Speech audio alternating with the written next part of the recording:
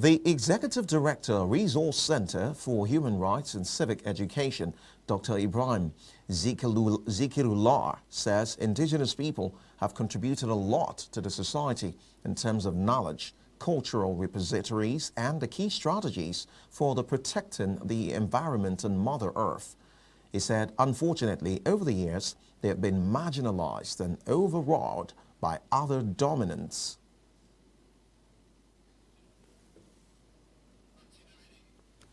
Speaking at a media briefing in Abuja on preparations towards the upcoming World Indigenous Peoples Day with the theme around the contributions of indigenous women, Dr. Zikirullah called for the protection of the FCT original inhabitants' rights. He said the theme is about the role of indigenous women in the preservation and transmission of traditional knowledge. Since the inception of our project of promoting the rights of the original inhabitants in the Federal Capital Territory, the preservation and promotion of FCT original inhabitants' culture and local knowledge has been a key component of the intervention's goals.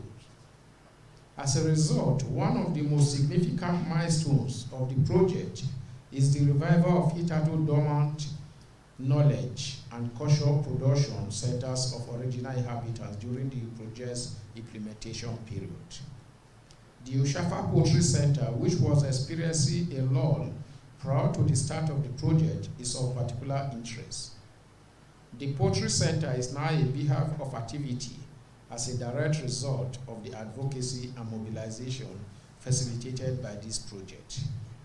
The Executive Director of Chriced, I love the fact that this year's one is centered around the women because they are actually part of those that have been marginalized.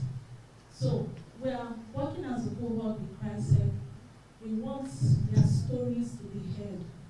The Executive Director has said we want to listen to them and we want to learn from them. So let us join hands together. It's a struggle. It didn't start today, but let us join hands in telling their stories. Let us join hands in celebrating this day together. Basically, we are joining the UN and the world in general to celebrate the Indigenous Peoples Day. And we are calling on everyone to support the fight against the marginalization of the OIs and as well promotes the rights of the OIs as we amplify the voices of these people. So let's collectively fight for the rights of the OIs and support the promotion of the OIs.